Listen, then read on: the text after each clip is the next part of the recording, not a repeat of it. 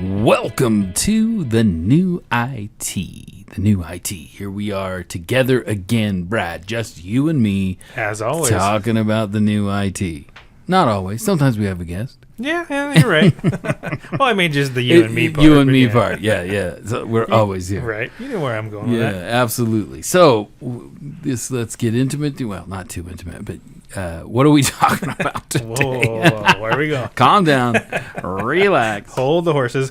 No, so today we're going to talk something very interesting. I mean, we're going to talk staffing for money, staffing for savings, why you need it, why you should consider staffing, and what are the benefits of staffing. Yeah, I got lots of questions. So we're just going to, this is going to be all you.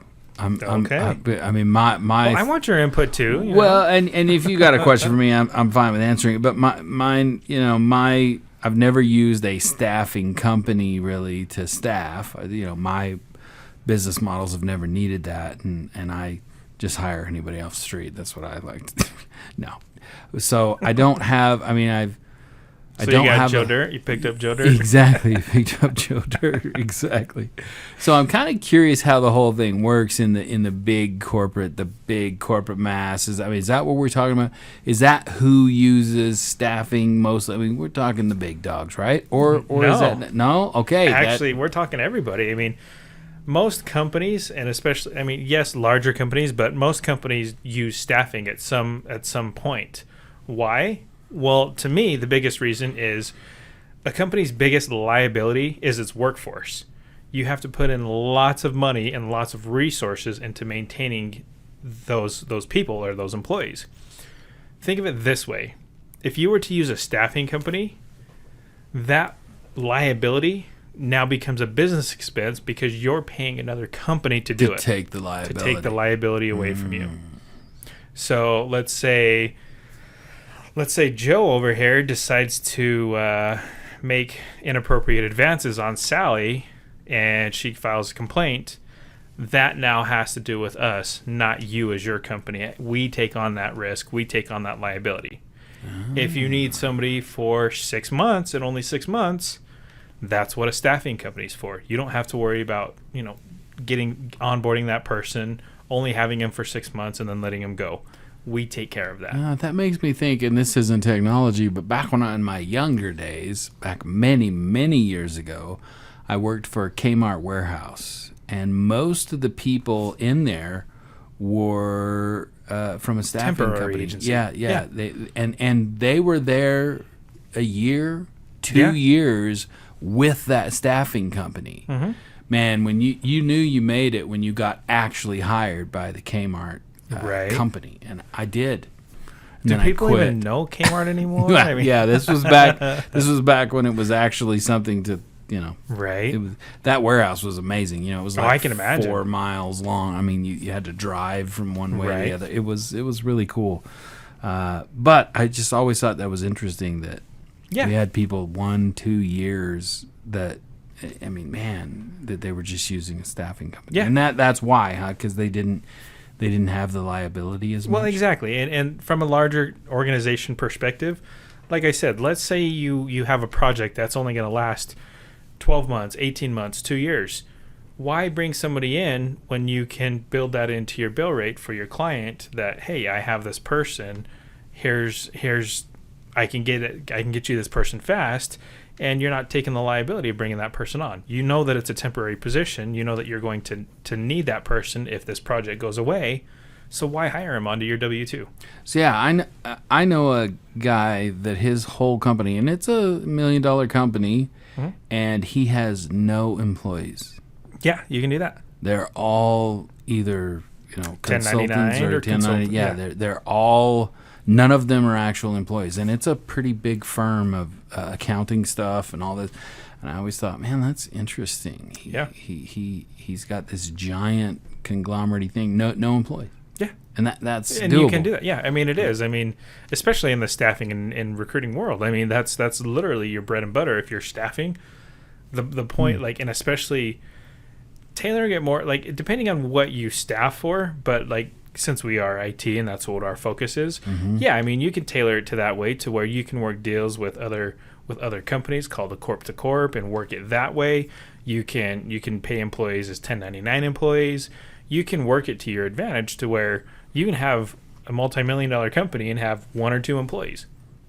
So let's, just for the sake of me, to start this, we've kind of started it off, but what is traditional staffing? What does that look like? What is that when we're talking about staff? I want to just know traditional. Yeah, what is staffing? Traditional is more like if you just need somebody, like I said, for a project, or if you need somebody for 6 months, you bring in somebody, you have a company take on that liability for you, you pay them a fee.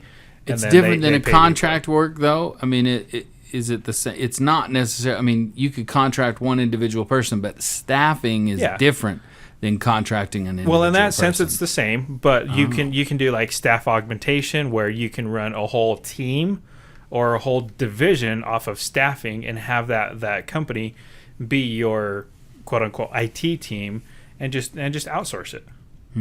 So what is the benefit to the person that wants to has a technical background, wants a technician? Is there a benefit, or is there pros and cons to using staffing or becoming a staffing person? Can they just make a living just jumping from thing to thing as a staff? Absolutely, person? or a contractor. Yeah, I mean, I think you're the perfect example. I mean, you did that with your company, and look at what it benefited you on. Right. So, is there a career path for it? Absolutely. Is it for everybody? Not necessarily. You really have to have the mindset and the understanding that you control your own income, and you really need to be motivated. So you kind of have a little bit of a business mindset. No.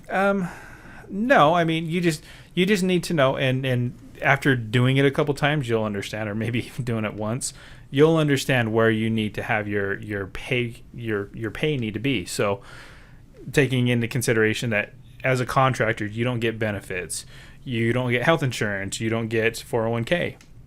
So when you're quoting a price to a company or a recruiter, you need to understand that you need to take those things into consideration.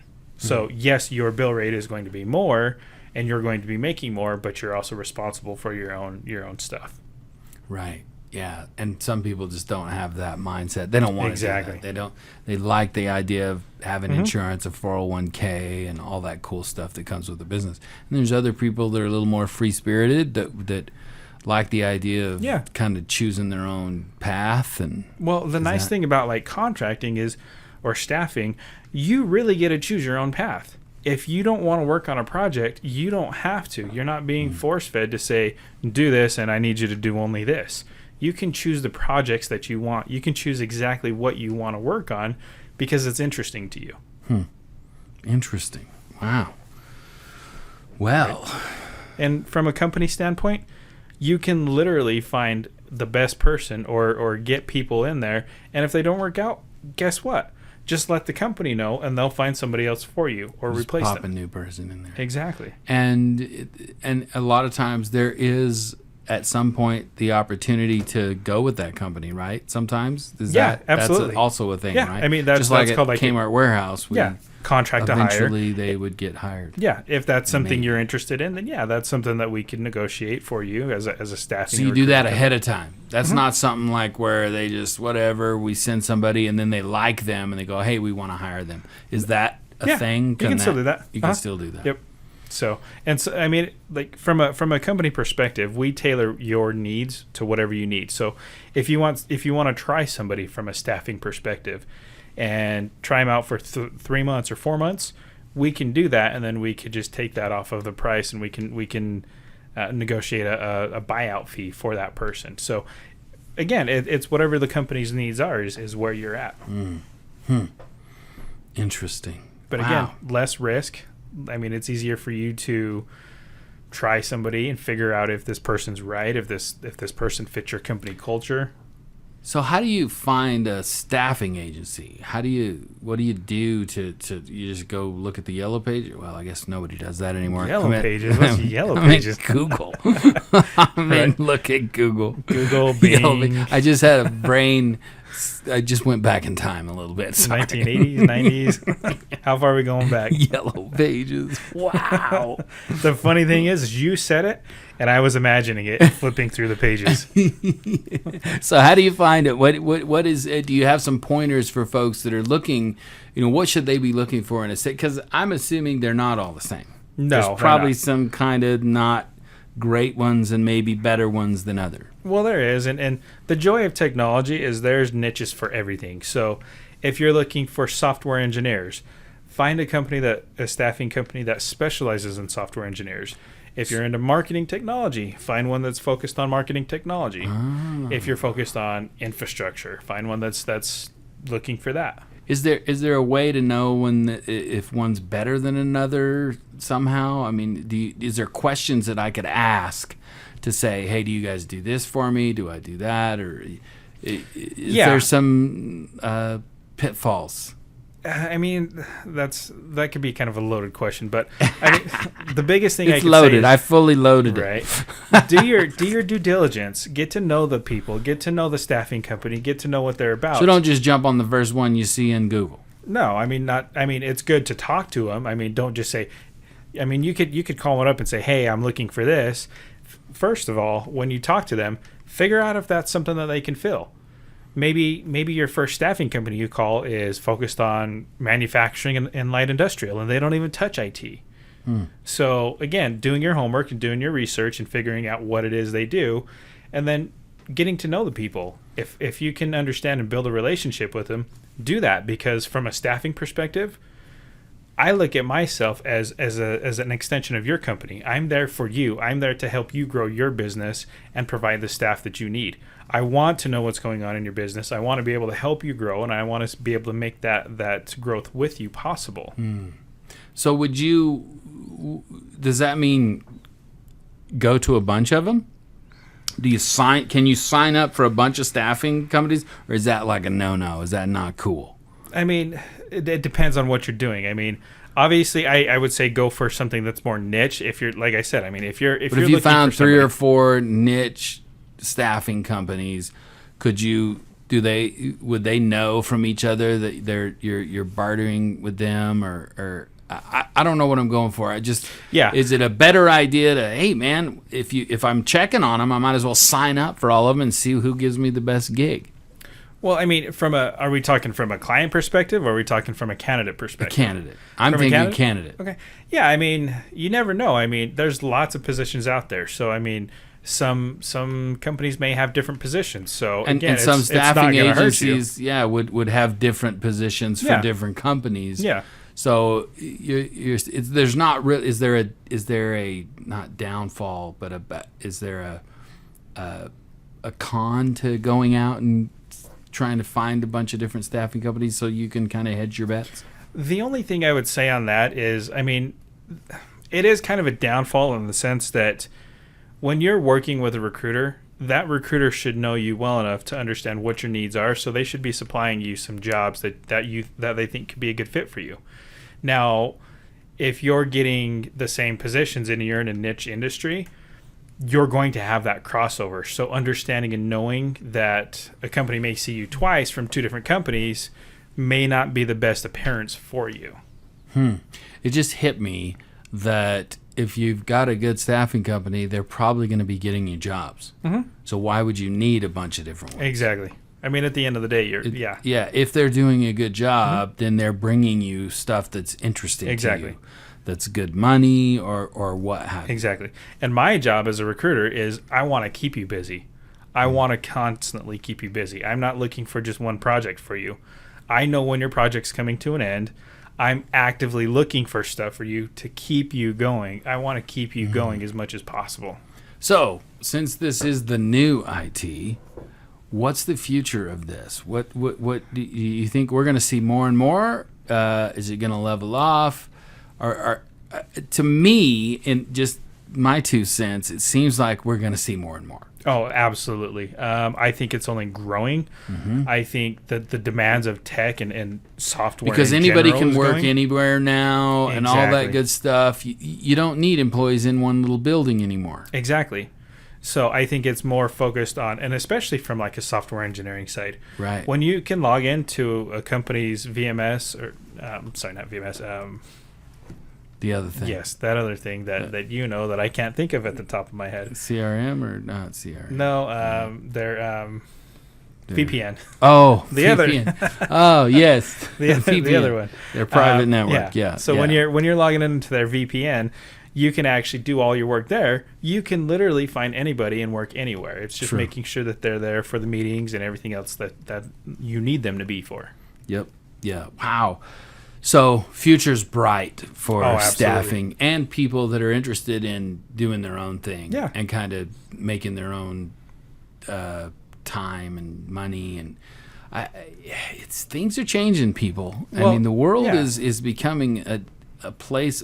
Truthfully, it's exciting. Oh, it's very exciting. The world is coming to a point where there's a lot of cool stuff. Yeah. That we have the opportunity to do that we couldn't do in the past. Yeah.